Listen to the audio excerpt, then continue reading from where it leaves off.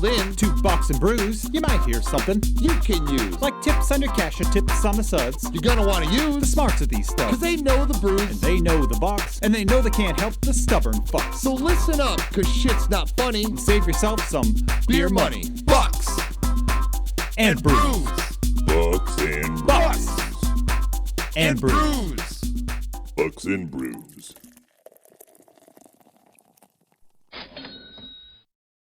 Welcome back to Bucks and Brews. Nick, David, we went off the rails last time. a little bit. You didn't. I did. So we had a drink and draw a little over a week ago. It was great. We had a lot of great drawings. I had all three of my drinks in an hour. Yeah, I don't remember a lot of it. I will not be drinking for the rest of the year. there you go. I'm going to save that liver a little bit, try to be a little more responsible. It was great, too, because my wife and my best friend laughed at me when I said that, and I wanted to kick them both right in the face. I remember that text, and it's hard because coming from another person who drinks like you do. I mean, granted, I drink more than you, but I handle it a hell of a lot Yeah. better than you do. I don't handle it as well anymore. Is that it's a good night when David starts out with an 18% and it's just gone in seconds, and you're like, that's not going to go well. Nope, and it did not. But myself, though, I'm sponsored by Jack Razor, Yes, you our are. artist friend, which I completed my challenge. I did no beer all of November. It was strictly liquor. This is actually my first beer. I told myself I was going to wait to have a Christmas Town Ale to be my first beer. You So should make sure Jack Razor knows that. I'm having Christmas Town Ale from Frankenmuth Brewing. If you've never had it, I've had it here on our old episodes. If you go back and look, because Jack Razor was so surprised that I was Yeah. drinking it in bottles. He's like, bottles, what? Because I was so surprised it was in cans. And it was like, dude, you just found, because I can't find it anywhere because I've always been You've looking been for looking for bottles. bottles, yeah. So, I'm very excited. I'm gonna shut up now and drink this. Introduce our guest Gary. So we're joined by Nick's friend Gary. Gary, I don't know your last name because Nick didn't tell me. So I'll kind of let you introduce yourself. You can tell us if you're drinking anything. I'm Gary Hall. I'm not drinking anything at the moment. I just had surgery about a month ago, so I'm, had some good drugs for a little bit, but I'm clean and sober right now. There you go. Good for you. I have Starburst sparkling ice, orange. The orange flavor. That's I got strawberry and cherry in the freezer. those are the good flavors. Red and pink. Well, I have to stick with water for a while here Oh, that's right, because my drunk best friend is visiting again. yeah. So, Gary, when you get old like me, sometimes you have a drunk best friend that comes to visit you. You ever have a friend that was drunk and he needs help to the bathroom and you're like, yeah, here, you're in the bathroom now, go to the bathroom. And he's like, yeah, I need you to take me. That's what it's like when your prostate starts acting up, is it says, hey, it's time to go to the bathroom. And then you go and you stand there, nothing fucking happens. And you just argue with yourself. Come on, big guy, you got this. We've all Big You guy. can do it. Who's the big guy? Say. So you Self-reference. can't have alcohol with that. I mean, it didn't stop me because I've had it for like 2 weeks. Yeah. You can't have alcohol. You can't have pop. You can't have carbonation. You can't have caffeine. Oh, carbonation. Carbonation. Good job with the sparkling. I mean, it doesn't have that much carbonation. All right. I don't have cold water downstairs because the water machine took a shit. Which is why I'm drinking these, because I have packets that I put in my water to make them, taste different. Yeah. So yeah, it's been a whole thing. We did a show, On. like a sales show. Oh, we did. Yeah. See, Black Friday, David and I went to a local gaming place. Most of my stuff is dice towers, Magic the Gathering related things, D&D related things. I don't really have a lot. Right. And you were like, you need to start printing because we're going to do a whole table. Yep. So we did a whole table. Yep. I thought we had a great setup. I got fortunate because your boss decided that she wanted one of my products instead of yours. Yep. As she's seen it. So I sold one thing there. And then I sold one other item to another person in the entire 4 or 5 hours that we were there. That's what I sold. You had your lowest show yet? Yep. No, I think it beat Byron Con. Did it? Barely. But So it was disheartening for me because, like, right, I've been planning for this and hope, because like, I brought the material that people would want to buy. Everybody Yep. else around us, all the other 7 tables that had sold spots or whatever, was all board games, right? Used board games, people selling their old stuff. I even made fun of one of them because I was like, I hate that game, and it sold like within 2 seconds of Yeah. their opening.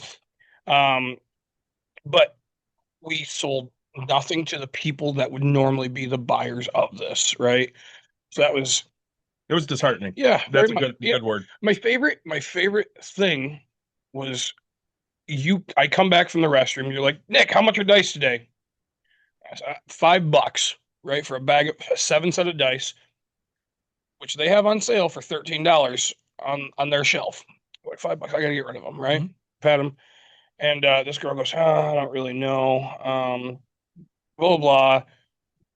And then goes and buys a set of dice from over there. I own like every set you can kind of imagine. You used to dig through and figure out what you want. And yeah, like watching that, it was just like, okay. Paid $7 more for their dice. So, Mind you, usually you sell your dice for $8. yeah, it's But like, it's still $5 cheaper than they had it. so it's crazy. It was disappointing. So, Gary and I, we've known each other for quite a while. Let's say we're both in real estate. Gary's a real estate investor himself, and then actually does way more in real estate than I do, and puts his fingers into every little piece of any pie he could ever imagine. So, That sounds a um, little dirty. into pies? No, it's okay. This is an American pie, right? Okay. This is fingers. So, Gary, walk me through a little bit about what you do and where you're headed now, what your big dreams and aspirations are. I like to think of myself as an entrepreneur. I like building the systems and looking at, how things work, which is why I get sidetracked by all the different types of real estate that are out there. I run a property management company in Muskegon, Michigan. We've got properties from Detroit through Muskegon, but we focus on the west side of Michigan. The I've got a handyman company because as a property manager, I don't think property managers should have this is a personal opinion. Other people have different opinions, but I don't like it when they have in-house maintenance. You might be able to save $1 or $2 here or there, but unless the people are super ethical, the incentives aren't quite aligned. As a property manager, your job is supposed to be on the other side of the table as the vendors. But one of the benefits of having a prop or maintenance in house is you can tell them what to do and how to do it. So we've got about 50 different vendors that we work with all the time. I couldn't get some of the vendors to do the reporting the way I wanted it to, so I started my own handyman company. Because then I could tell them exactly how to do it and what to do with it. Hired a general manager, so there's arm's length transactions when they work for us, but they at this point only do about 20% of the work is actually for us. The rest of it's to retail customers or other property management companies. I think they work with almost every property management company in the area. Um, so I started that business. I invest in single family, multifamily. I did Airbnb for a while. Kind sort of got out of that. My last piece that I have is a motel that I've got right now up in Whitehall. It's a cute little place. It's an old 1940s motel. Barely anyone can fit in it. Used to be the crack den that everyone was afraid of. Now it's Absolutely. one of the nicest places in the city, which is nice. Um, and that's really fun. And currently, doing all of this, I've always wanted to be a little contrarian. I'm not Robert Kiyosaki and I'm not Dave Ramsey. I want to use other people's money and I don't want to have debt. So I've been raising funds this entire time, pooling other people's money together to invest in these deals. So I run a couple syndications. And then the most recent one that I've been working on is primarily focused in hard money lending. And because of hard money lending, I like building systems. And in the hard money lending uh, niche, there's not a good software in property management, in in most real estate, in handyman work and whatnot. There's a whole bunch of software products out there that can run your whole business for you. That doesn't exist in the financing sector. So I've also gotten into AI a lot lately as I'm building my own software to help other people manage hard money lending. So Oh, a that's little great. bit of everything. Say a lot of everything. I mean, you're one of the few people it's weird because I don't call you because I know how busy you are, and I think you always say, "Oh, you're always welcome to call." And we actually I used to call you when I was working for property management, because I'd be out there and then you would just never answer the phone because I was either giving you or taking. You would call me or I would call you, figuring out, hey, what this tenant, how crappy they are, and we'd share our fun stories about it. Oh, good luck with that one. Um, or hey, I'm in town dropping off keys. I'll just give them to the secretary. I'm not in right now because Gary's never in. Right? That's the number one rule is Gary's never in. So to say people should Sure. never know who he is. Um, but so systems, right? Like my brain is very slow at getting a system into place. And also I'm very broken with my system, right? So for listeners that don't know, right? I mean, rent is due on the first, right? Most of us, most people have a 2 to 4 day grace period, right? So having it due on the third or the fifth, that's kind of normal Mhm. in our thing.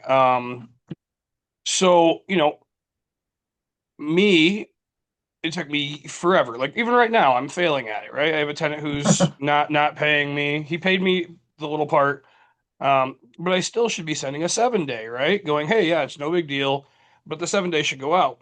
And so a system would be able to put that kind of into place, saying this. So how do I get better at a system? Walk me through a system that I could do. Um, Share some knowledge with us on this because you're 100 times better at a system, and this is why you've grown 500 times faster than me because I'm just old and lazy looking for the needle in the haystack and do ones. So And the biggest reason why I think I'm so systems oriented is because I'm so bad at doing the busy work myself. right. I'm so bad at it that I know if there's not something in place, I'm going to fail. I'm going to forget. I'm not going to do it. Um, and because of that, I look for things that can automate as much as possible. So it depends on how big you are, how you want to run it. But there's usually a tool out there in most industries. Someone has had this problem before. Don't try and reinvent the wheel. There is a tool out there. Now, what that'll force you to do is change how you're doing things to how that tool functions. And so you got to be a little flexible. Landlords as a whole tend to be the throw caution in the wind, I want to do it my way type people. Uh, No, no, none of them. no, we don't own our None of fucking them. business. Come on, this is a They're like, I'm just going to do it the way I've done it because that's the way I do it. yeah, But if you're willing to make a little bit of those adjustments and changes, there's a lot of software tools that are out there. So, for an example, on personal pieces, there's a Microsoft To Do. It's a really simple system. It's literally just a to-do list that lets you create recurring to-dos, and it syncs with your phone, your laptop, your computer, anywhere you're at, so that everywhere you're at, you have the same to-do list. And every day you can create what's on your to-do list. You can move it around. You can mark things off, and when you mark something off, it has a little ding, and you get that Pavlovian, um, you know, dogs whistle. You get so attaboy. excited. Like there's nothing more exciting than checking something off because I get a little ding, so you get that gamification going on there.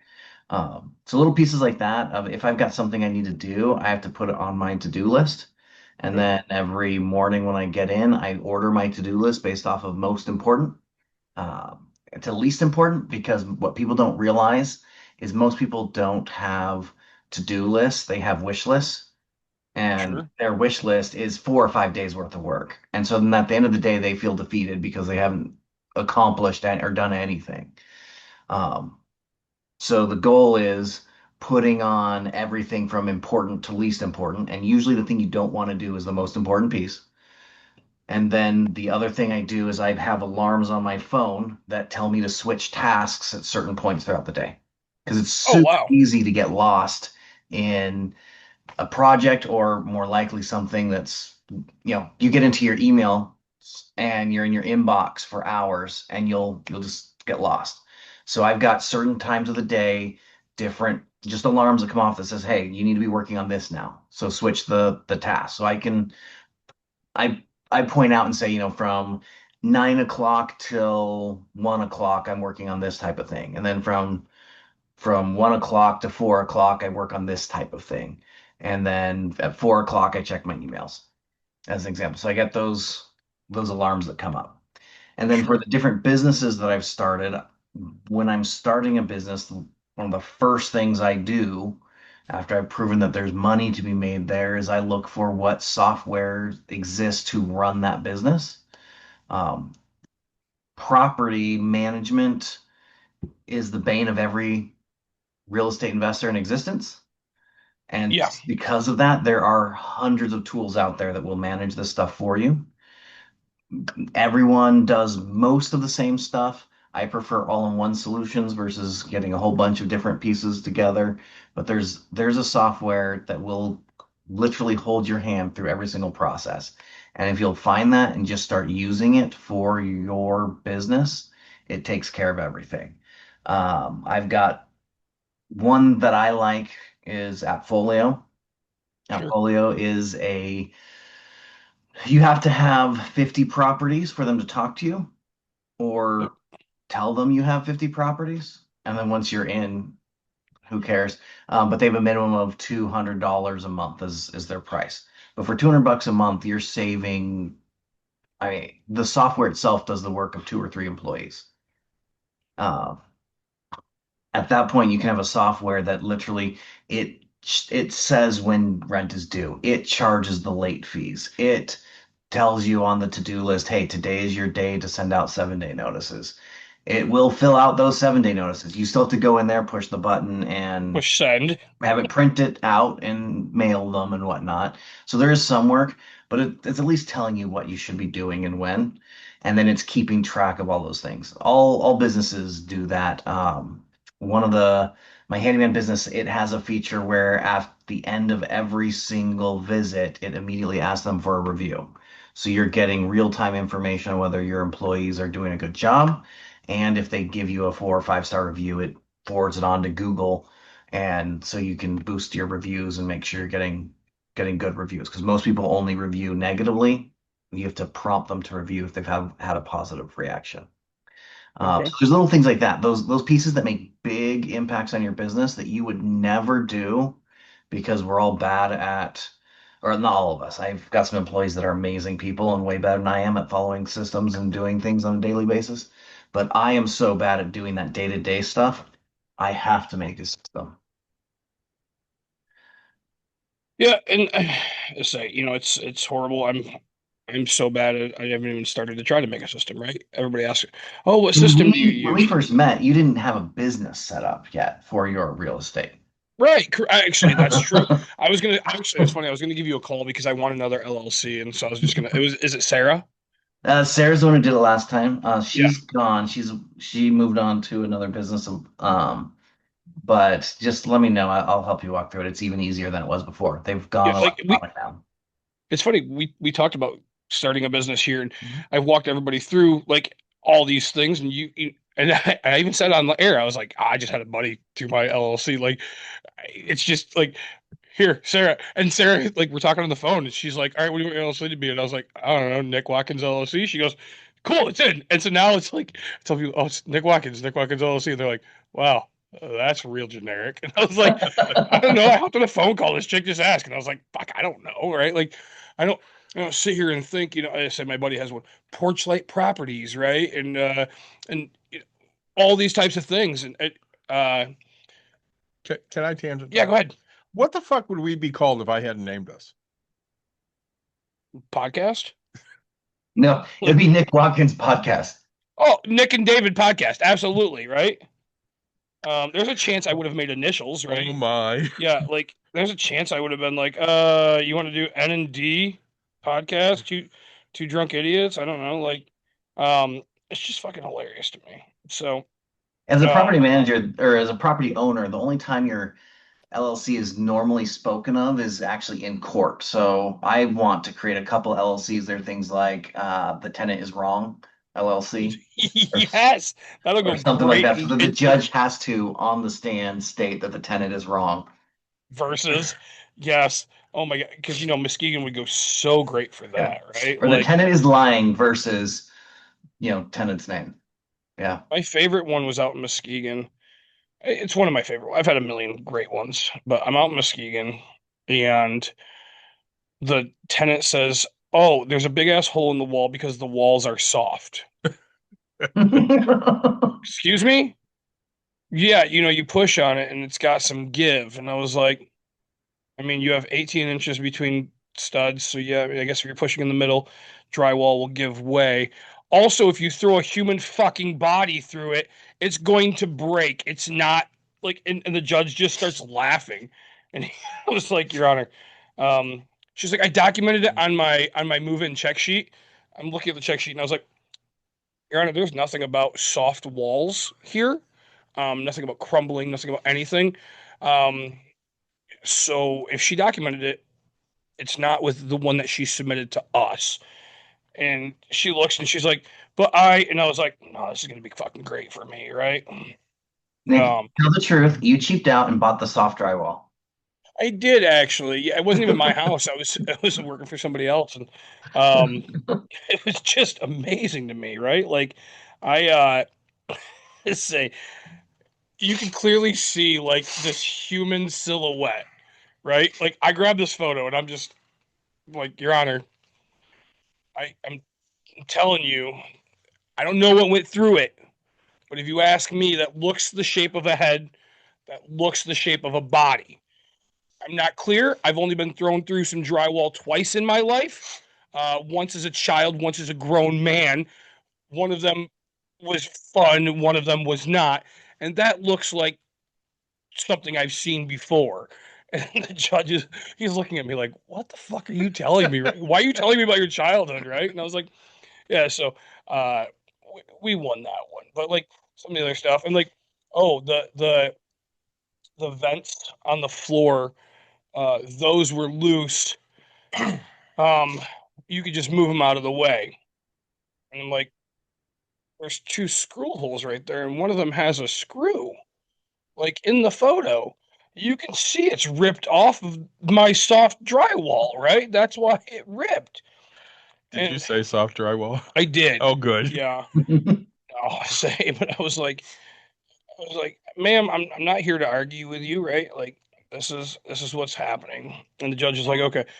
And it was actually that was I wasn't I learned a system from going to that court process, right? Because what I did was I went in with a bunch of photos, right, of the house, right? So I was like, hey, here we go. And so I just gave them to the judge, and he's like, what's going on here? He's like, all right, let's start with room by room. Show me what room's what. Show me what's where. And I was like, all right, cool. I laid it all out, and I was like, this is a living room, this is a kitchen, this is a bedroom, this is that same like. And so he's like, that's how I want it from now on. And I was like, awesome, I can make this happen, no problems. So, um, Your soft drywall probably saved them a manslaughter charge. Because if that wasn't soft, right, right. Think about, I mean, dude, like again, I've been thrown through drywall. Like it's not just easy to get through this, right? Say, and yeah, they were so mad because we had to charge them to fix their screw up. So, or one of our mutual friends, Jeremy, right? Um, we went in, and I talking to the lawyer. I didn't talk to the judge on that one. And I was like, yeah. So they took a baseball bat to the stove. They took a baseball bat to the refrigerator. And they're like, how do you know there's a baseball bat? And I was like, well, it's probably because of that picture right there with the baseball bat in it. And if I'm holding the baseball bat up to it, it's the exact size of the barrel that looks like it hit it. Oh, look, we have an internet famous people.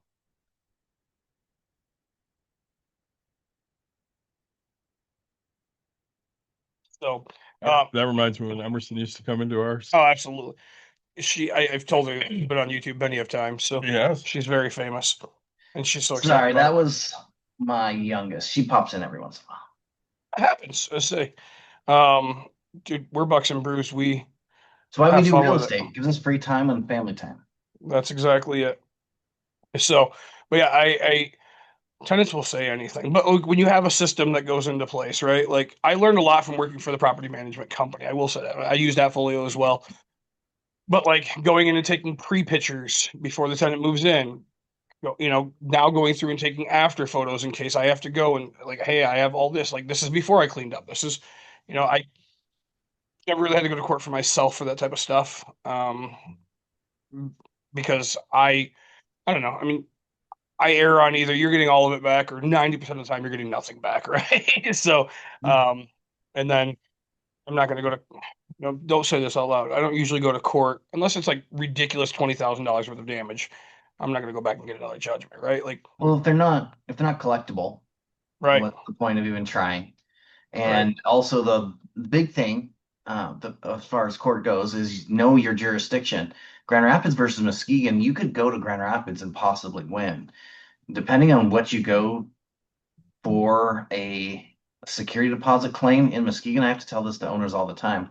We had a person dispute the security deposit. The owner wanted us to fight it, so we did. We went into small claims court, and the claim of the magistrate, because I didn't go before a judge, was that since I wasn't physically at the property 24/7 during the period in between when Mhm. they moved out and when they gave us the keys, when they said they moved out, when they moved the keys, I Yeah. don't know for a fact that these damages were caused by them. Well, that's ridiculous. Oh, 100%. So they're like, cool, give it back. So know your Well, jurisdiction. listen, like, I guess that's why, like, now when we get a 30-day, I usually go in and I start taking photos, right? And then right when they tell me they have the key, like, I tell them they're responsible until I get the keys, right? And then right when I get them, I usually try to clear my entire day and I just go over there and grab photos. So that way I can prove what I have. Yeah. So, um, the biggest key is getting keys, right? Once they've said, "Hey, I'm gone," um, I get asked just like you, "Hey, I'm going through my eviction. What's my steps and processes? What do I do?" And I have a buddy right now who's like, "Oh, yeah, these tenants they stopped paying. I guess they might have moved out, but they're not sure. How do I figure this out?" And I was like, "Get them to say yes, we've moved everything. We're not coming back. Get them to give you keys. Once you have keys, you have possession, right? Like." Hmm. It's just because if a tenant shows up and goes, "These are the keys," you're like, "Oh, buddy." So, Yep. oh, We got because sued once because we threw away their furs. they're furs. Their furs. They had moved out. Yeah, They had left the place completely vacant. Utilities were gone. Let's see, utilities were out, food was out. It made all the qualifications for having moved out. sure. But low income area, they had left a lot of garbage and trash. They had moved into the house right behind it.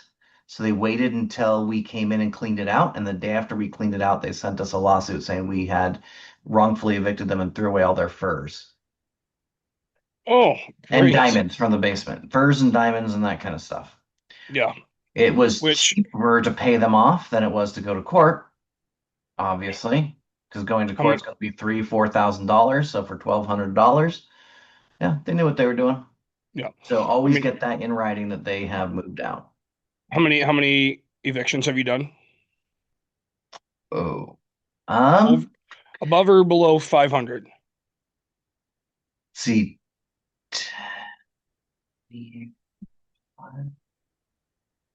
50. Yeah, about, I'd say around 500 is about right now. Yeah. I mean, because you've been in the game for as long as I mean, you've been property managing, so it's crazy. But like, I did a crap ton. But like, what's the number one thing you see tenants grab as they're because of course they don't move out beforehand, right? What's the Right. number one thing you see them grab? The drugs. Yep. First, they drugs, money, and then I mean that's about it. They'll walk out. Now, once we Oh, start putting everything on the street, they'll go get something and they'll grab their stuff. But I always watch them. They walk out with their drugs, money. weapons, and anything really of value, right? Everything else is trash to them. They're just going to Yep. replace it, right? Like, because I did one, and it was like, all right, hey, you have little kids in the home, stuff like that, and all right, hey, grab what you can, grab what your kids need, grab everything. And so literally, right, the PS5 went, the whatever, their Jordans went, but all their kids' clothes stayed. And I'm like, grab like that made my heart say, it hurts, right? It sucks, but you're just like, you've grabbed nothing for your child, right? Like, hey Mhm. boys, throw this into a bag, make sure it's whatever, because we care more than they do at times, right? And that's what sucks. So Well, and after doing that many evictions, the reason why landlords seem cold is when you've seen it happen so many times and you see those patterns, I'm sure there is someone who truly got behind the eight ball. But the number of evictions, I remember the time when I finally just got mad at the tenants instead of feeling bad about it. Uh, these little kids, same age as my girls, were out on the front yard crying because they had no idea anything was happening. Their lives are over. And as we're pulling the stuff out, they had new, like brand new washer and dryer. And I knew how much it cost because I had been shopping that week to replace the washer and dryer that was 15 years old mhm. that, we've been using for the last 5 years where it doesn't turn off on itself. So you got to go down and like open it to turn the dryer off and not burn your house down. And, I'd finally saved up enough money to be able to replace that for my wife. And these people had brand new washer and dryer that still had the plastic on it. Yeah. They'd put it in that house within the last week. They hadn't paid their rent, they hadn't taken care of their kids, and they had appliances worth 3 times of what I put in my house for my family. And just yeah. And Yeah. seeing that pattern happen over and over and over again, where once again, I know someone out there can show me the exception that proves the rule. Some people's, I'm sure, get behind the eight ball, but for the most part, an eviction It's happens in an choices. affordable house. We verified that you could afford it before you moved in, and you got evicted.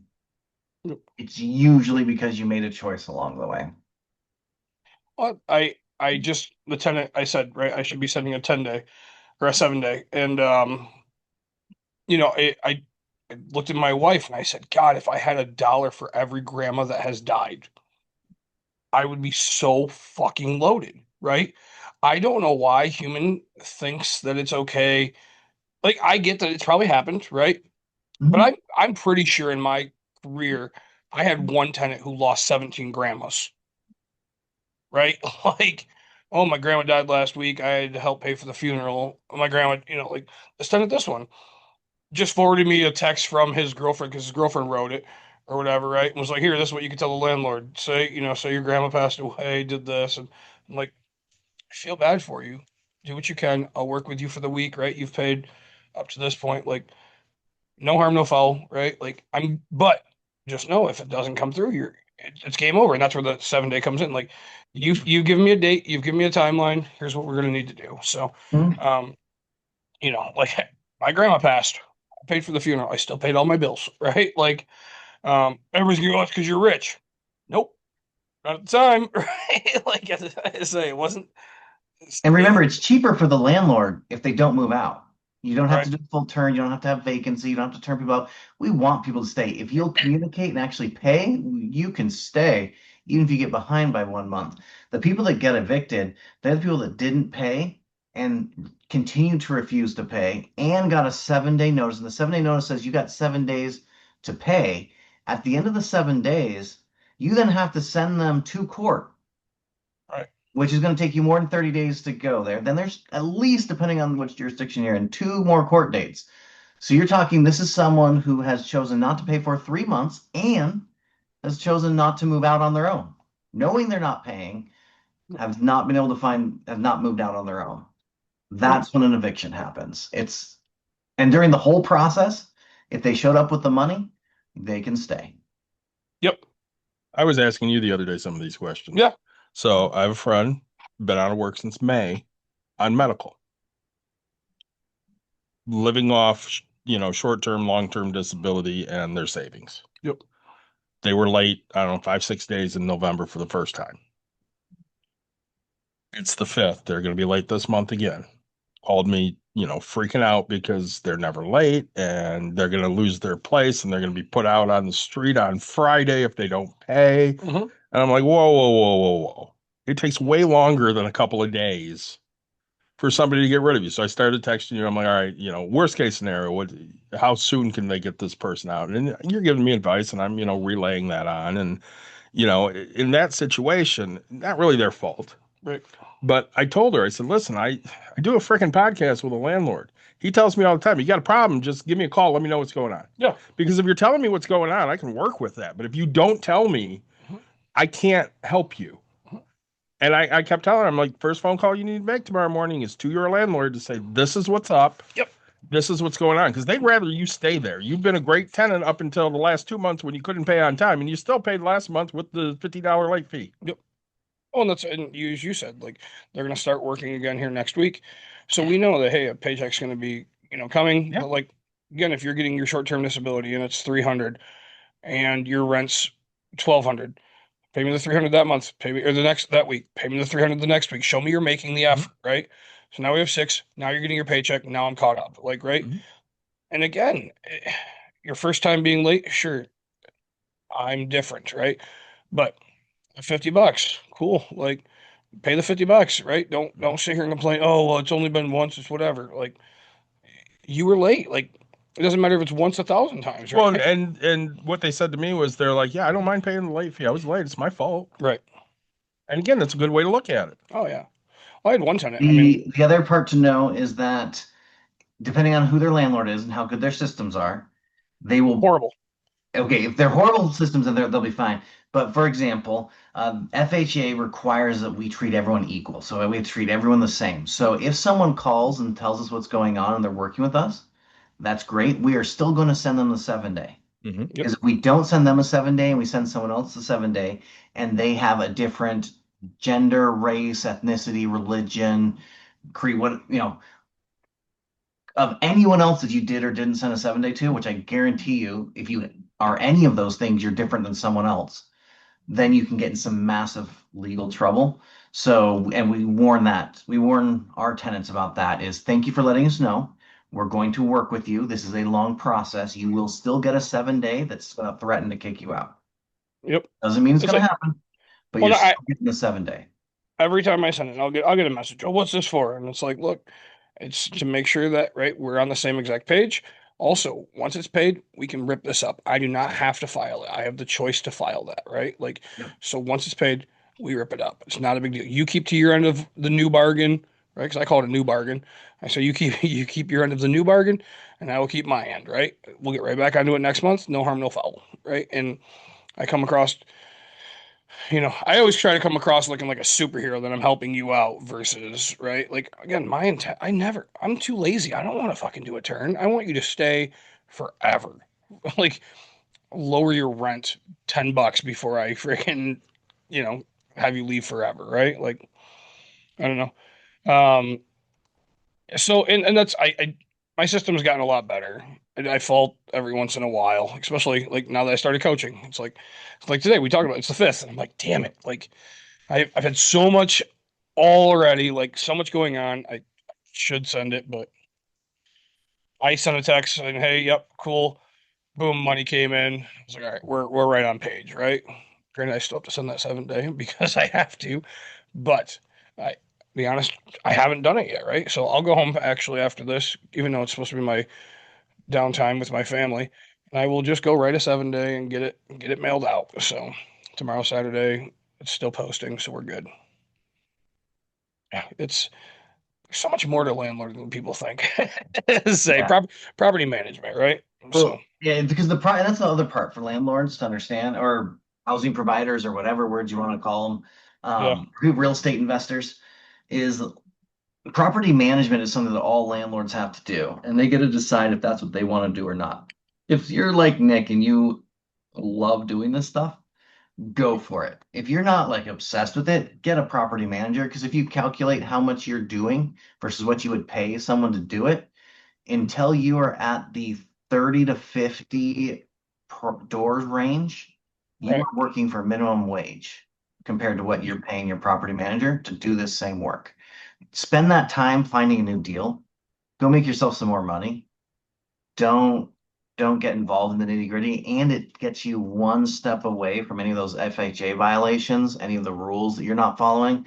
I guarantee you Nick has never sent out the required documentation that you've been denied due to credit reasons, which Look, no, no. which isn't going to be a problem because the chances that you get caught are low. But if you get that one tenant that knows what they're doing, I mean, those are some big fines for silly pieces of papers that you just are supposed to be sending out. Well, saying I do a lot of pre-vetting before I even allow. I want to talk about that. Like, this one thing, I just had tenants try to come view my property I've listed right now, right? And I ask a million questions beforehand, right? Like, hey, this, like, because I don't want to waste your time and I don't want to waste mine. And they're like, oh, everybody, like tenants, because it's been so ingrained to them. The first thing is how do I apply? My answer is you have to come view the property before you apply, right? I don't. I One thing I don't do, I don't take multiple applications at once. I take one application, right? One. First one to send it in. And I'm very clear with everybody else. Hey, I have an application. If you haven't started yours, right? Don't start it. I'll let you know if it becomes available, right? Things like that. I don't want to waste your fucking money. Also, I tell people all the time, if you apply for something, I've only done it one time where I've allowed somebody to not view it and apply because they were in Colorado and they're like, "Yep, we've done this." I said, "Great, we're going to do a virtual tour so that way you can see it because you can't physically be here." And I was like, "Okay." So we did a whole virtual tour and I was like, "Do you like the house? Would you like to move forward?" Because if you don't like the house and you don't like what you see, I don't fucking it's not going to work out with us, right? Right. Because I'm going to get that tenant that's going to go, "Oh, I really like a door here for a bedroom." That's not, you knew it ahead of time. It wasn't going to be a bedroom. You knew this, you knew this. Like, that's not how this works in my life, right? Like, and so I, I'm very, I do a lot of work ahead of time to make sure I get a good qualified candidate right on time, right? So, Mhm. um, having I want to say rental stipulations. What are those called? Rental requirements, right? That's something I learned it from my mentor like right away. Hey, like I just stole his sheet and I was like, "Yep, these are my new requirements now too." Like if they're good enough for him, they're good enough for me. And yeah, like people always ask, "Oh, what do you look for on credit?" I've told you 1,000 times. Like everybody has medical debt. I'm so used to it, right? Like Mhm. if that's the only thing that's keeping you down, that's fine, right? Everybody has medical debt. Like, and if you never pay it, I'm not going to be. I'm not going to be. As long as I don't see As long as I don't see, utilities or landlords on there, then, that's kind of the basics. Like, are you covering your life that you need to cover? Mhm. So, um, now you had mentioned something. Okay, you actually mentioned a little bit about go spend time finding another house, doing something like that. How would I set a system up to do something like that? I'm not as good at that part because what I did instead is I started working in property management, so I'm just always in the industry. So there's always deals floating around. But the number one thing that I would do is if you haven't already joined your local RIA, your investment group. I know you, Nick, are a big part of a Facebook group with 2,500 investors, and you do Sir, we're up meetups. to like 4,700. Don't say that 47, shit. I'm sorry. Yeah. 4,700. So there are 4,700 people who are interested in just the Grand Rapids name area. So I don't know how big your audience is, but anywhere in the world there is a RIA or real estate investment group. Go on to meetup.com. Um, just look around and you will find them. The Real Estate Investors Associations, RIAs, are what they're usually called, but there'll be RPOAs like in Grand Rapid. There's just yeah, Bucks and Brews meetups, whatever, real estate investor meetups.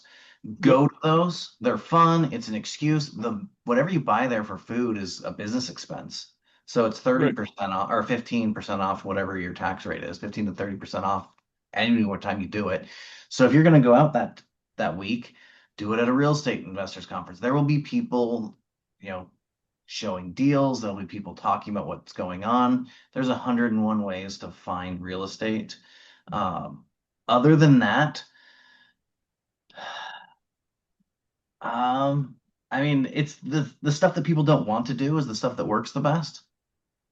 So driving for dollars, no one likes doing it. But if you're really familiar with a neighborhood or an area, they tell real estate agents when you start, go knock the doors in the neighborhood. Well, if you're a Yep. real estate investor, pick what they want you to do is pick a neighborhood and get really good at that neighborhood. Well, if you pick a neighborhood, an area, and you really know what the property values are in that area, you can go on the MLS, and because you know that area, you know that property's undervalued, you know where it is, you know what's going on. You can drive around. Driving for dollars is just looking for that house that's decrepit and trying to find out who owns it and whatnot. Uh, One of our mutual acquaintances, he gave us some great advice. I haven't put it into place yet because I'm too busy, but he's very focused in this one specific area. It's kind of out of town, so there's two or three diners, Yep. and he goes to the diner for breakfast. One on Monday, one on Wednesday, one on Friday, or whatever. And he sits with the old guys in the diner and just talks to them. They're friendly. He said old guys gossip more than old women do, and they always know who just got divorced, who died, that kind of stuff. And he also tells them, I buy real estate. If you send me a deal, I'll buy lunch or I'll buy breakfast for you guys. So Yeah. it's once again, it's networking. It's just finding that deal, calling real estate agents. Most real estate agents will have an investor that they can offload their things to. So find the new real estate agents. There's hundreds of them. The new people that don't have anyone. I've got a buddy who just picked up a property, a great flip, because they called their real estate agent. It had dog feces everywhere. It was smelly. It was gross, and they were embarrassed. They were going through a divorce. They weren't interested in fixing it up or cooperating. And so they just called up one person, didn't show it to anyone, and said, hey, there's no way I can list this online. I'm not going to deal with that. Called up the real estate investor, got a pocket listing, sold one day. They made, I think, 50 grand on that flip. Oh So wow. it's it's networking and it's knowing your market. After that, there's tons of stuff that you can do. You can put up mailers and you can put up bandit signs and you can send out emails and that kind of stuff. But the best thing you can do is just get in front of people. Yeah. And now setting up a system for that, right? So I mean, would I go back into the to-do list and just say, hey, to do, I'm driving for this many hours, to do, I'm mailing out this for this long. Yep, you have to dedicate time to it. Once again, it's that It's what I rarely, think. rarely do you hear those stories of, oh, I got into real estate and 3 months later I was a millionaire. I'm sure it happens, but that's not very common. Right. Everyone I've ever talked to that's really dedicated to real estate makes at least $1 million in their first 10 years. Yep. I would So agree. I would agree. that's easy, but it's that dedication. So it's saying, first Monday of the month, I'm at the Mara. Second Yep. Monday of the month, I'm at Nick's thing. Um, I'm just going to be there. You're saying, Tuesdays in the morning, it's a general schedule. I'm going to go drive around. If you have a, W-4 job, you go from your work to home every day. You got nothing to do in between there and there. Take a different route every single way. Like you're just going home, but you're just getting used to that neighborhood. Go down every single street, every possible route to your house. Doesn't have to be a huge thing, but get to know your neighborhood. Scour, I mean, Zillow has most of the information that's on the MLS. You can't see a ton of the previous data, but you can usually get a feel for what good prices are. Yep. And then if you're really nervous about getting into it, because these are big numbers, if you find a deal and you think it's a deal and you're not sure if you should pull the trigger on it, if you're already going to these RIAs, offer to wholesale it. If someone won't buy the deal from you, it's not a good deal. If someone will buy the deal from you, you know you found a good deal. And then Lunch is here.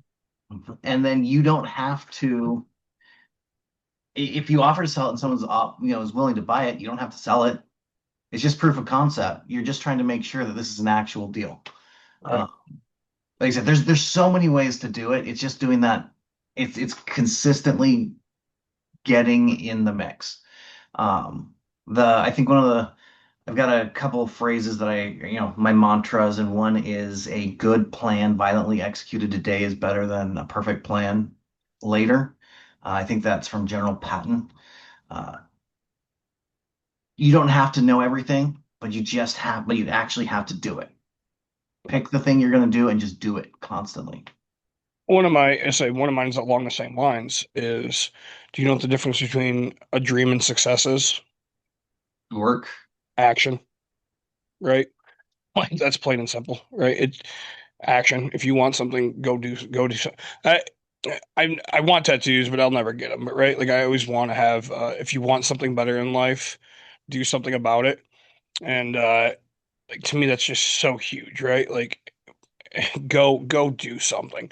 I got into real estate not knowing a dang thing. Like, and I didn't know anything. And now, I mean, now I teach people so much, right? Like, I'm too dumb to do anything else. So, like, if I can learn it, anybody else can do this thing, right? Um, you know, The more the more you deal with successful people, highly successful people, and as a property manager, I'm dealing with people who have hundreds of properties. They are not special. If you have some mental block thinking you're not smart enough or not good enough or dedicated enough or lucky enough, some of these people are frustratingly low on the intelligence level. Mhm. Like, just just do it. Go to these real estate investor meetups, and you'll meet people. And I mean, some of the most inspiring people are super successful people where you're like, if he can do it, I can do it. You had mentioned you're dabbling in AI. What are Mhm. you doing? You kind of mentioned that you're setting up a system for AI for um a hard money lending, which Yep. I mean I do hard money lending myself. And you're right, there is no system. Granted, if there was, I still probably wouldn't own it or use it. But that defeats Well, the I'm purpose gonna of it. make you one of my beta users, so you can tell me why it sucks. Oh, I'm gonna love this. Can I ask a Yeah, question? please do. How do you pay your mortgages? In cash, in person. Yeah. I go to the bank every month and hi Nick. How old are you? 37. You're 30. like the oldest young person I know. Mhm. But I love being able to hold somebody accountable, right? My first mortgage payment when Chase bought my mortgages, I think it was a second actually. First one went fine, second one. I'm sitting with my family and I get a notification email. It's like, hey, you missed a payment. Fuck, I missed a payment. I was like, I went in there. And then I call up and they're like, yeah, okay. So it looks like, because I have 7 mortgages with them or something like that. And so I called them up and I was like, what are you talking about? Like I paid them all. Like I'll try to find my receipt. And they're like, well, okay, so like property 221, you paid $1,400 on, and property, 112, you paid nothing on. I was like, property 221 is only supposed to be 700, and this one, oh, it looks like they took the 700 and just put it all into one, or the 1,400 put it all into one. They should have split it. And like I was like, yeah, let's go ahead and fix that, right? And I was like, this isn't going to affect my credit. This isn't going to affect. And they're like, nope. I was like, I don't want to hit. I don't want it. And they're like, yeah, it's fine. It's taken care of. And I was like, but I got my receipt, and I was like, I have the receipt. Like, here's the proof of what happened, right? Like, and so that's why I do that type of stuff. Granted, I do have a couple that I have to do online because there's no bank for them or whatever, right? Probably could find a way, but they have a nice working website slash app, whatever. All my stuff's auto information. Click, click, boom. It's it's kind of nice. So Tangent time. tangent time. We were talking about old people and less than intelligent people, right? Yeah. Ring ring. My mother is very intelligent, mind you. Yep. She graduated with better grades than I did. Gary, you're gonna love this story. So I get home from this sale that we didn't sell much at, and all I want to do is watch the Bears game. Yeah. I'm a Bears fan. I want to watch the Bears game. Leave me alone. I sent her a text, I don't know, 10 minutes after the game starts. Hey, this is all we made. She's like, oh, I'm really sorry to hear that. I thought you guys would do better. I'll get a hold of you when I'm done talking to Microsoft. And I went, Excuse me? excuse me? So I call her. I'm like, what the fuck you mean talking to Microsoft? Well, I had a pop-up on my computer and I couldn't do anything. And I had a number, so I called it. And it's Microsoft. I said, that's not Microsoft. I'm going to make this long story shorter. We argued for 10 minutes about it being Microsoft. I made 2 phone calls to the 2 numbers that she called because the first number wasn't good enough. They told her, you need to call this secondary number because our line is not secure enough. So I get off with the first person. I say, that's still not Microsoft. And she doesn't believe me because I'm just a fucking idiot. So I call the second number. They don't answer. I click back to her and I tell her again, this is not fucking Microsoft. Nope, it is. You're wrong. Fine. They call me back. You want to know what convinced her that it was not Microsoft? While I'm screaming at this fucking idiot, he replies to me, fuck your cunt mouth. Then I really let him have it. And he hung up on me because he was so frustrated at me screaming at him. And I clicked over to my mom. I said, I just want you to know, Microsoft just told me, fuck my cunt mouth. You still think it's Microsoft? And she goes, well, I guess that might not be Microsoft. Oh, yeah. It took all of that to convince her that I'm not a fucking moron. Yeah. Let's say it. For anybody listening out there, take your computers away from your older relatives. They don't know what the fuck they're doing. Yeah.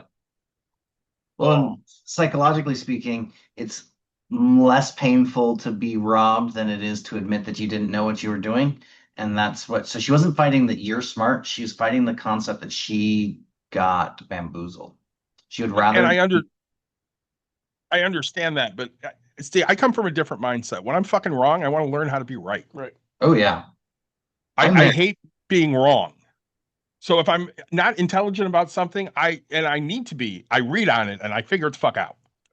Like I have fallen for scams before too, but it lasts for like 45 seconds and I go, oh, that was fucking stupid. I'm changing everything right fucking now. You're out. No. Well, I'm horrible at technology. Like I told you, I'd take care of the link. And so like I spent way too long yesterday. I scrolled through our messages. I was like, he sent it to me, but it's 2 guys. So I was like, oh, we sent one to the other guys, and I tried scrolling through that. We just had Brooke on not too long ago. Yeah, I'm going to show you how to do this. Yeah. Keep talking. We had Brooke on not too long ago. I was like, oh, I sent her a link. So I go through our text. I'm like, oh, I don't see it in there. I was like, maybe I hit her up on Facebook. I'm trying to find the Zoom link that I sent her. And I'm like, all right, I'm just about done with this. Oh, nice. And I was like, this is frustrating. I was like, I just need to send out a link. So I just hit up David and I was like, dude, send me the Zoom link. 22 seconds later, it's there. I copied it, put it over to you, said that. I completely forgot to follow up saying, hey, I put it in your Facebook because I didn't want to text it out or whatever. Because it was also late at night. I was watching the Lions game or whatever. I'm just like, oh my gosh, like I'm horrible with technology. Well, I said, you can search and you're like, yeah, I was searching for like 20 minutes and I couldn't do it anymore. I'm like, all right, that's fair. Yeah, like I just got to the frustration. And like, I treat you like my mother when it comes to technology. oh yeah, dude. Because she's told me for days now, Gary, it took her up until yesterday to change 99% of her passwords. Up until yesterday. Because she's so busy taking a bath or something. I don't fucking, she cleaned the toilet one day. Right. And that took the whole fucking day. So I helped her change one of her passwords for one of her emails yesterday because she just couldn't fucking figure it out. And I will be honest, it took me more than 2 minutes to figure it out because they have it hidden. I don't know why. But I treat you like I treat her when it comes to technology because neither one of you know how to do a fucking thing. Just give it to me. Get out of the way. Just go. Yep. I'm not great. But that's what makes me successful is being able to make aware that I'm not good at something. You're wanting to learn everything. Me, on the other hand, I don't need to learn everything. I need to know somebody that is willing to give me the time that knows it, right? So like, hey, how do I do this? I just need an answer. I don't want to be, if we have some time, like right now, sure. Okay, you show me. I will try to remember to type in Zoom, but like at the end of the day, I know you know how to do it. Great. Like I will tell you I made an effort. I did. I made stupid how much effort I put into it. Like when I could have just typed in Zoom. And but like no, right? If I have something, I know somebody knows something. I mean, I'll call Gary on stupid, hey, what do you think about this? What do you got about this? How do you know how to do this, right? That's why we have Bucks and Brews. I'll interview a million people and figure out, hey, how do you do this? Because you and I are ignorant on things. Oh yeah. And we're okay with that. Oh yeah. But if we're going to talk about something on this show, yeah, and we're ignorant on it, what do we do? Ask questions.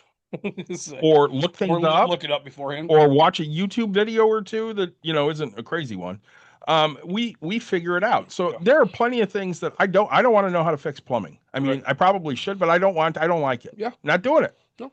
So what do? I call Nick and I go, Nick, who's your plumber? And he goes, here, call this guy, Keith. Yeah. whose name is long and you can't fucking pronounce. And then I call Keith and he comes over and he takes care of all my plumbing shit and I don't have to worry about it because I'm ignorant.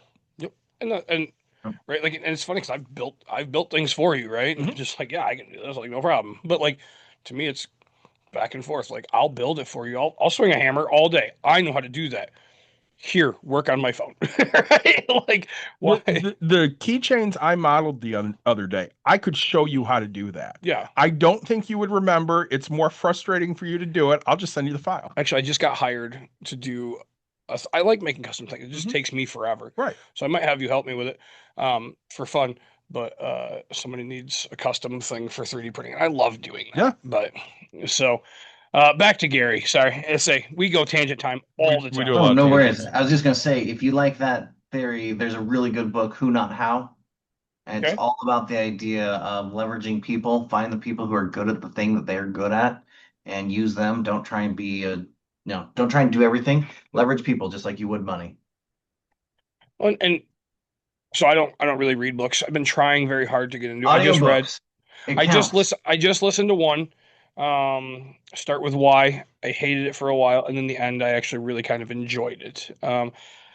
I tried starting the next one in the series of like Find Your Why.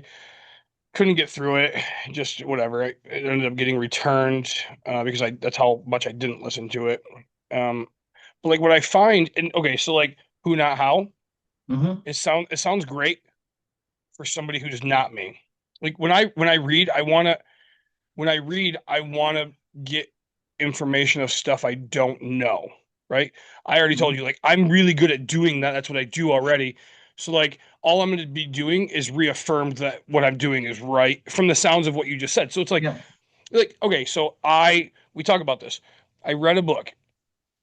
You mentioned Robert Kiyosaki earlier, right? So Rich Dad Poor Dad was on every fucking podcast all of a sudden. It is name dropped more than anything. Rich Dad Poor Dad. So finally, after years, I grabbed this stupid book and I'm like, this has changed so many lives. This is going to be great. So I literally stopped my life. It took me 2 days to read this thing, right? Like, I'm not a fast reader. I'm not whatever. And so, like, if I had time, I read this thing. And I was so mad when I was done with it because I was like, yeah, this is fucking common sense. Like, I already do this. Like, this is stupid.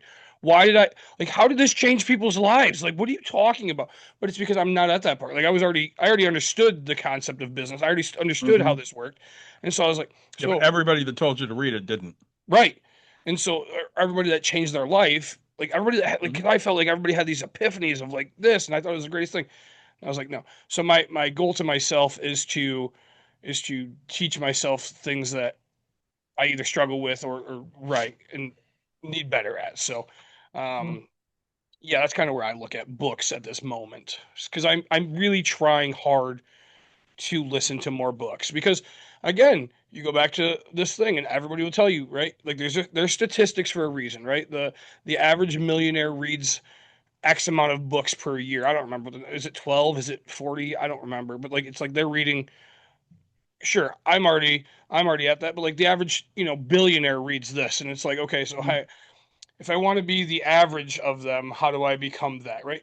That's another tip, right? Like if you want what others have in life, you have to do what others do, right? So if you want to do that, like if you want to be in debt, if you want to own all these fun things, be in debt. That's how everybody owns everything. But if you want to be if you want to be a millionaire, do what other millionaires do, right? Oh, well, they all have really good jobs. Fuck no, the most money I made in my fucking life, $55,000 in one job, right? Like, no, it's not true. I didn't make great money. I was making average. To me, that was good money, right? It wasn't great because now that I've had other sources of income, but like, it was okay, right? Like, we lived our life like normal people. We did fine, but you know, still blows my mind how people afford fucking brand new cars. It blows my mind. You know how they afford them. Yeah, in debt. Yeah, that's just. I mean, there were stories that have come out recently going, nobody has any money; they just have debt. Right. And they're making their payment. I mean, how do you get a house nowadays? You get a 50-year loan. Soon to be. Fuck Soon to be that. 50 years, baby. So, and Fuck you can that. save two whole $100, but you'll be able to pay it for another 20 years. But you'll be able to afford it. Maybe. Maybe. Probably not. Now you have to the way I look at that is now you have to maintain that same job for 50 years versus 30, right? And who does that? Same job or better. Nobody. Let's say you get hired at 22. 50 Yeah. years is 72. Yeah. It's crazy, isn't it? My house will be paid off before I'm 55. Yep. So, and that's just it. Now, sorry. So back to AI. Sorry. So what do you because David's not a huge AI guy. I love AI because I don't know, I just ask it stupid I stuff. use it when it's necessary. It just gives me the things I need. So um I'm I had a fight with my wife I didn't even have a fight. I don't want to say a fight. It was actually a good discussion about something. And so I typed it into Google, like the exact words that we had put out there or whatever. And I was like, what is this called? And it came back and she's like, no, that's not being this. And I was like, that's what Google says. Hold on. Like, I can put the exact same thing into AI, see what it's called. And but yeah, it's just frustrating because it's like, all right, you're telling me that the world is wrong, even though here's the answer that was given for what we put in for details, and you and I both agreed upon these details. So, um, yeah, AI is going to help me win some fights. I'm going to win one, but yeah. So, tell me what you got for it. For AI is disrupting the economy in the same way that the Excel and Word did when Microsoft first came out with the Office suite. So there's a lot of the middle management repetitive task work that's getting removed. So anything, if it's literally the same type of people that are getting hit with the AI stuff, but anything that you could think of as like a factory type position, but that uses brain power instead of brawn, is what AI is currently good at replacing. So photo editing.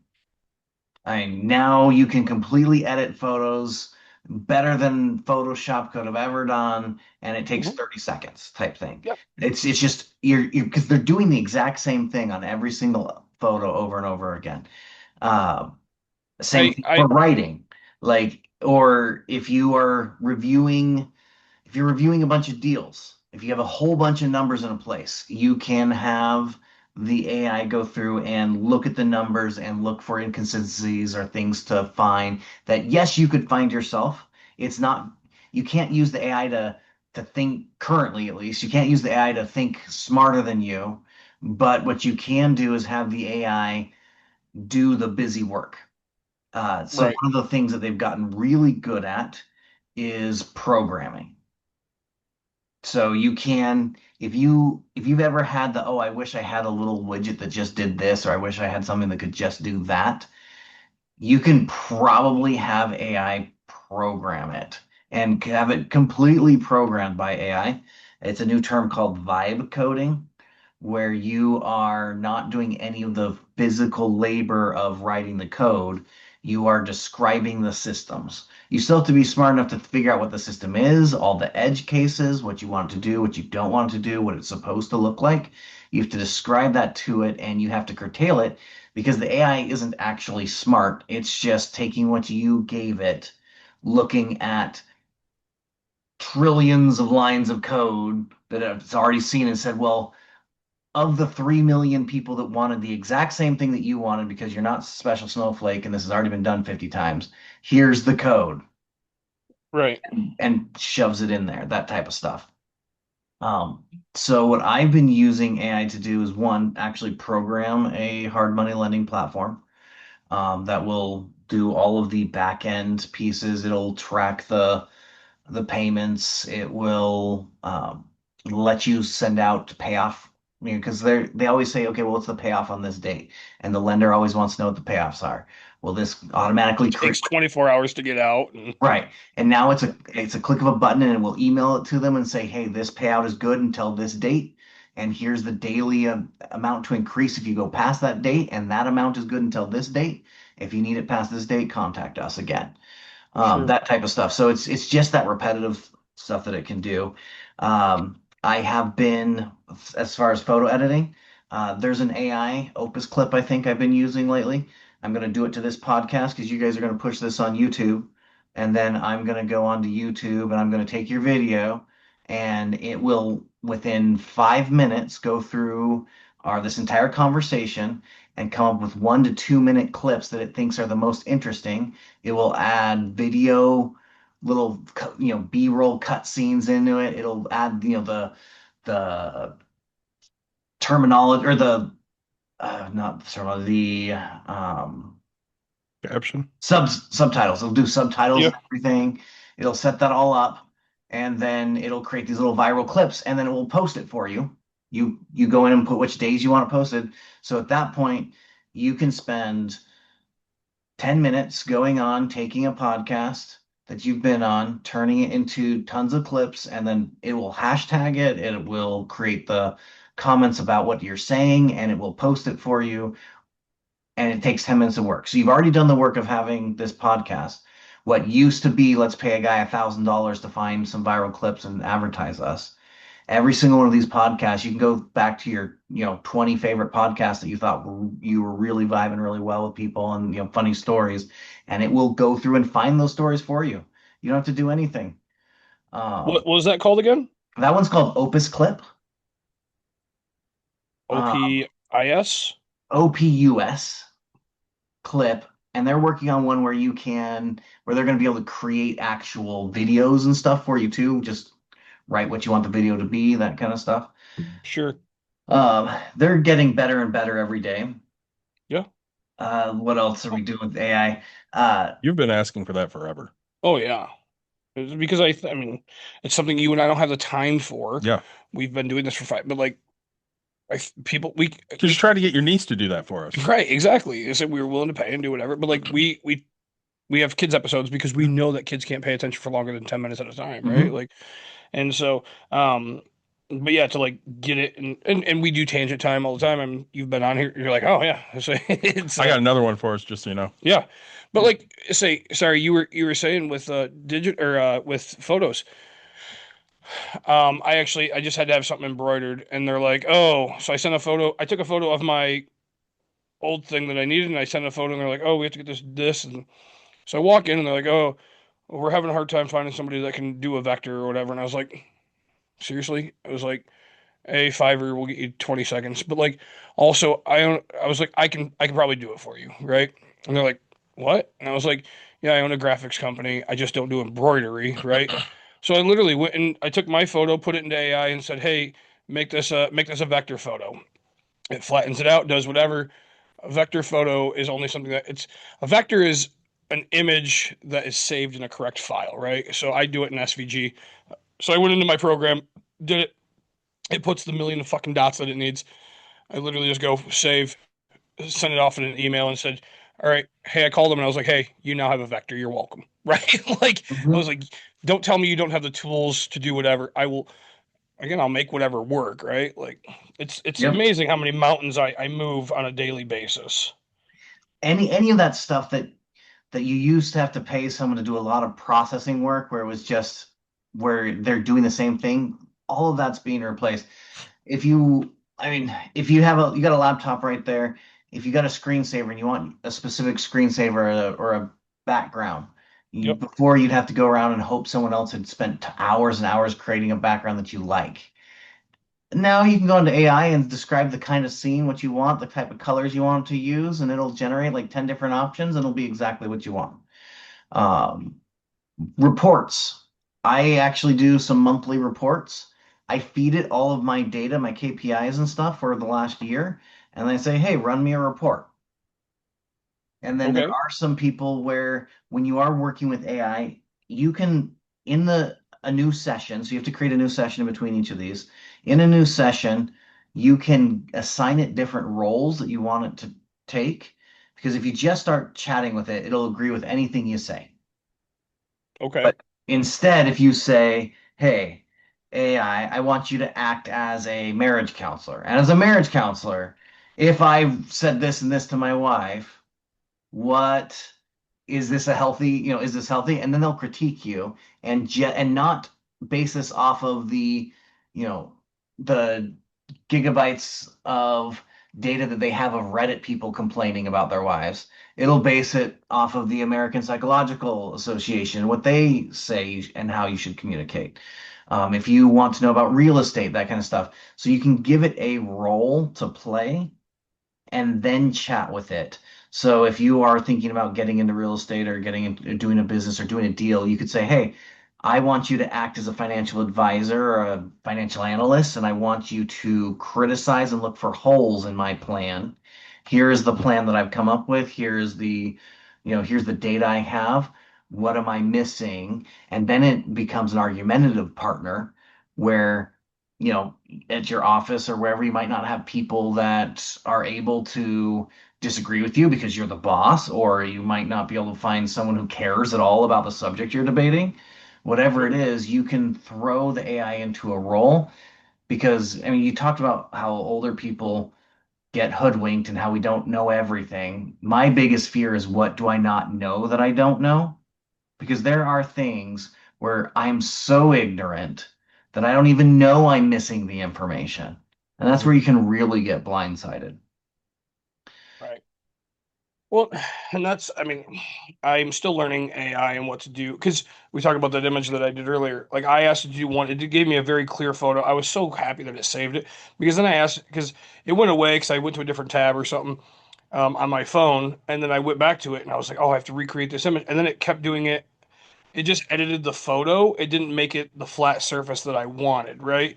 Even though I Mhm. asked the exact same question, I was like, no, I don't want it to have the wrinkle in it, right? I want it to be the flat the flat photo. And so um yeah, like keep working with it, it keeps improving every single day. But Oh, there's another so one that you guys could use, uh, photo shoots, marketing material. yeah.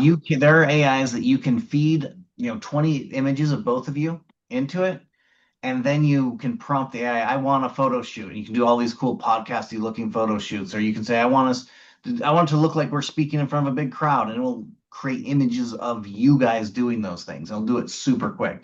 So you can create all your marketing material without having to go and actually go to the beach and take those beach photos with the photographer and the equipment and everything. Um, Hmm, yeah, that's it crazy.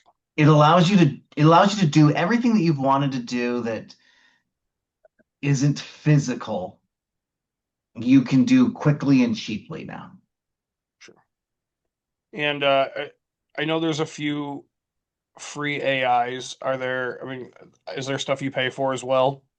And do you get better quality when you pay for it? Um, I pay for some coding enhancements, and then the only AI I'm paying, well, Opus Clip I pay for because it does it all for me. Like you can go and get it, you can do one or two of them for free, but I liked it enough, and then they'll do all the posting for you if you pay for it, but it's cheap. The um, I pay for ChatGTP's $20 a month subscription just to get access to all their extras. But What, sorry, what does that include? I guess extra. I didn't know ChatGTP had a paid subscription. I've only used it for free, so yeah, so they've got a paid prescription. It runs a little bit faster. You don't have any caps, and then uh, it gives you access to their coding and a couple other tools. So it's nothing that the average person needs, but the more and more you use it, uh, yeah. the better. Yeah, the more Hmm. likely you are going to be paying it. So for coding, like I said, I'm heavily coding. I've done what would have cost me $50,000 to do in the last 3 months for $400 Oh wow. in coding. Okay. Yeah. So I mean, webs, but that's what technology was supposed to double in size or double in space, right? And when it comes to let's go with RAM, right? So if you got Mhm. four, eight was supposed to come out and four was supposed to become half price, right? Eight comes out to 16, then the four was supposed to be half that price, and then eight was going to be half of its originally price, right? And so then next thing you know, four was going to be obsolete, by the time you're up to the next one. So every 2 years, technology is supposed to double and cut price in half. And AI basically cut price into nothing so far, right? I mean, there's some paid little bit, but it's made technology just so much far more advanced, right? I mean, We are in an AI bubble right now. All the big tech companies know that AI is the future. Whoever wins is going to be around, and whoever doesn't is going to not exist. So if you look at the amount of money being pumped, we are in a recession right now, like a pretty decent recession. And the only reason we're not feeling it is because there's a giant AI bubble going on. I'm pretty sure that'll pop at some point, but they're all racing towards general intelligence. Basically, once the AI is smart enough to improve itself and it's a singularity event where it just speeds off and gets super crazy good, at which point no one has any idea what will happen at that point. Like, we don't know. We're just hoping that we're the ones in control when it does. Skynet will become aware and we'll all be killed by Terminators. I mean, not a tumor. yeah, Skynet or Cortana or whatever AI you want to say, like, we're just hoping we're in the driver's seat when it happens. But yeah, that's what's going on. It's amazing. They come out with new models constantly, like every couple months. The stuff that they couldn't do 6 months ago is easy now. The stuff that looked horrible a few months ago is just looks amazing, and it's just getting better and better. Now, unfortunately, that's going to make Nick's way of doing things much more popular. I don't know about it, unfortunately. It's going to get to my personal opinion, but it's going to get to the point where it'll be so easy to fake things that people are going to insist on face-to-face meetings to verify that we're people, this is real. Or I think that'll actually help, because after COVID, I mean, people got pretty separated, but I can see in the next few years there being a much bigger emphasis on in-person communication, because everything else can be so manipulated at this point. David, anything else? No, I think this was a great conversation. Gary, anything in life? What is the best piece of advice you can give to any person out there? Best piece of advice?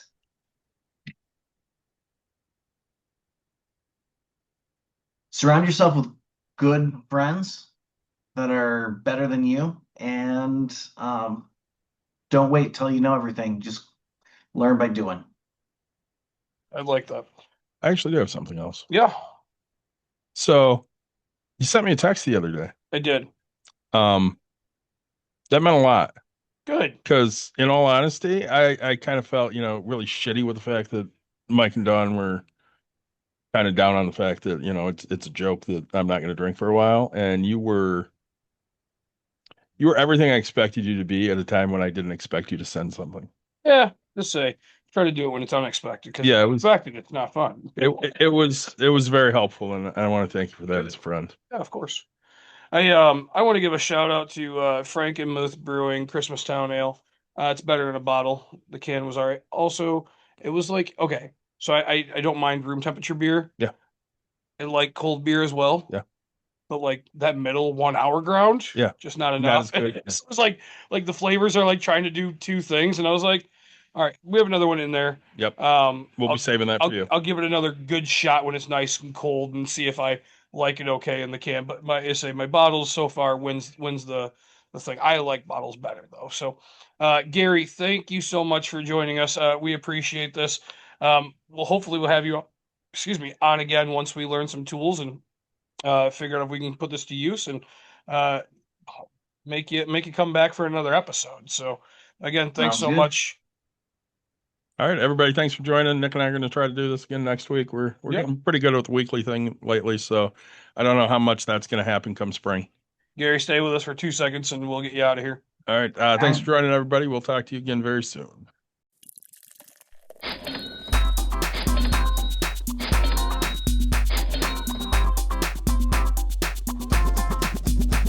You've dialed in To Box and Brews, you might hear something you can use. like tips on your cash or tips on the suds. You're gonna want to The use, smarts of these stuff. because they know the And brews. they know the box, and they know they can't help the stubborn fucks. So listen up, because shit's not funny. Save yourself some Beer money, bucks, and brews. Bucks and bucks. Brews. and brews. Bucks and Brews.